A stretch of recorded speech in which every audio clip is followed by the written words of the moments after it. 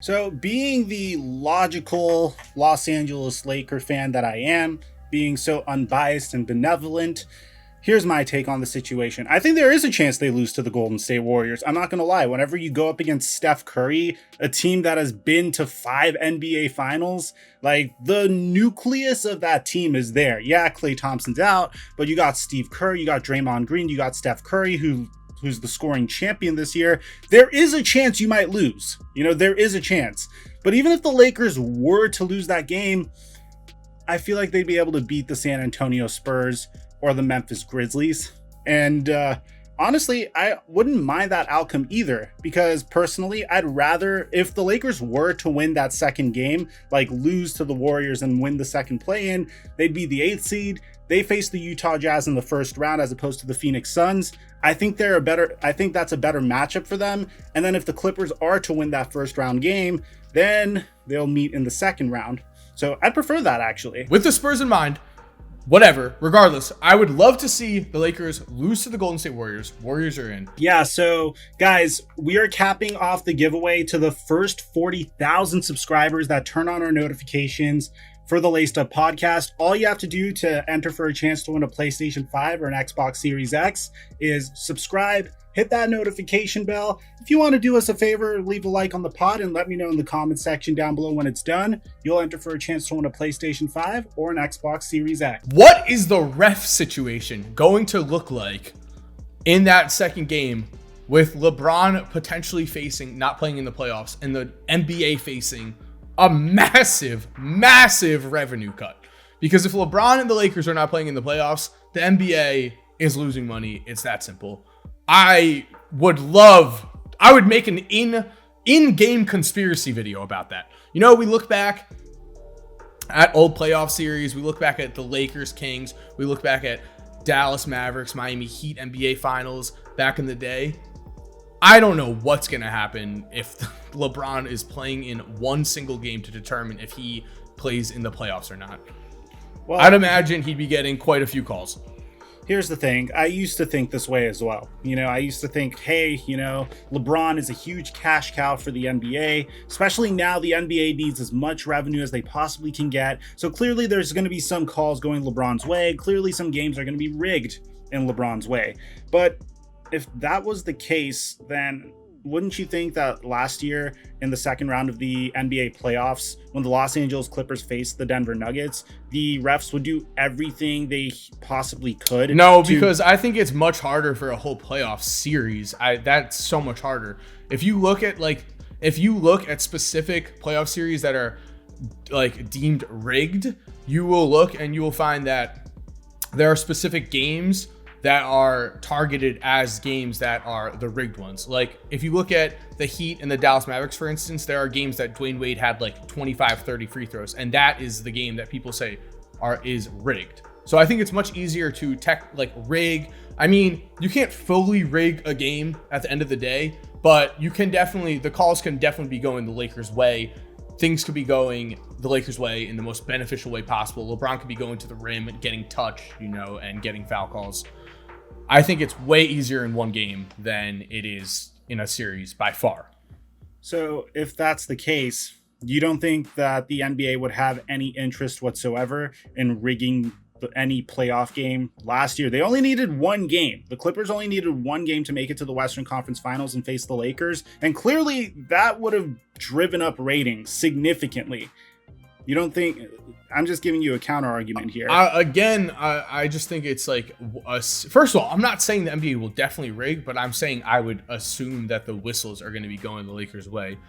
But second of all, I mean, like I said, it's harder during a series than it is during just one single game. Well, yeah. All it takes is a few calls. All it takes is a few calls going the Lakers' way, and I'm sure. I mean, we don't know this for a fact, but Adam Silver. Like the Lakers missing out on the playoffs is devastating. That is devastating for the NBA. It's both the Lakers and LeBron. It's just a horrible two-headed monster that they do not want to see.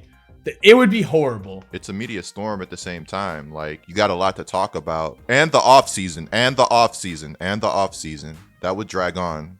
but we don't get to watch LeBron play playoff basketball. Those ratings are getting.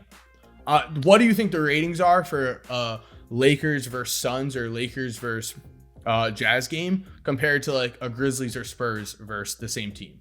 Not even close. It's not going to be close. And like the possibility of LeBron, of course, having a historic run, going back to the finals as a 7 or an 8 seed, that is something that one would be awesome for his legacy, would be incredible. Even though I'm going to already take away some points for a potential legacy run, as like, I don't think he should get credit for being a 7 or an 8 seed because they were injuries. They're just going to end up playing like the better teams anyway, just a little earlier. But regardless of anything, that storyline would blow up, the NBA ratings. Everyone would be watching.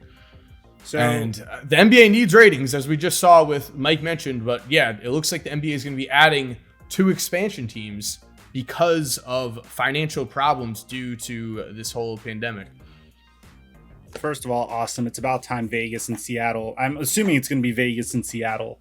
Yeah, I really hope Seattle. Vegas, yeah. I don't know. We're going to get some hilarious stories out of that.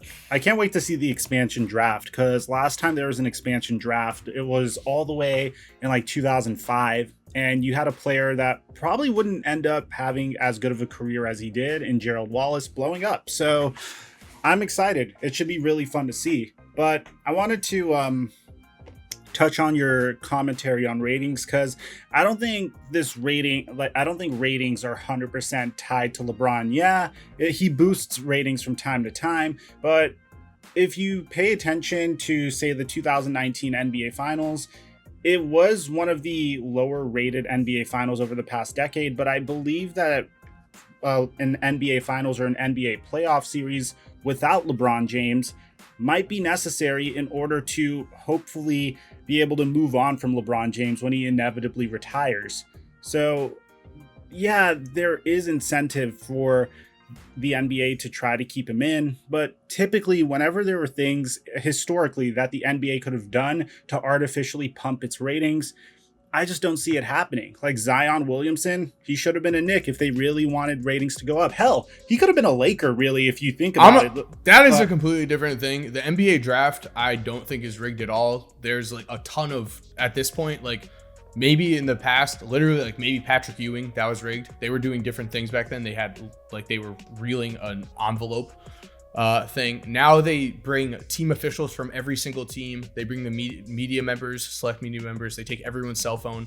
They do the draft lottery in a back room 4 hours before the draft lottery actually gets revealed. That's completely different. That is something they really can't rig at this point. I don't think that's the same thing at all. I understand what you're saying with the NBA needs to find someone to move on from Zion. I mean, from LeBron, that like they're going to be looking for someone, but this isn't like a rebuilding team where it's like, okay, like let's, these guys could do well for us. Like the NBA is in a current situation where they obviously want the ratings to be as best as possible. So I think that it's going to be in their best interest to have LeBron in. If you're still here while the music is cued, here are 2 videos I think you are definitely going to enjoy. Make sure to click on one of them. Again, I know you're going to love it. And other than that, have a great day and peace.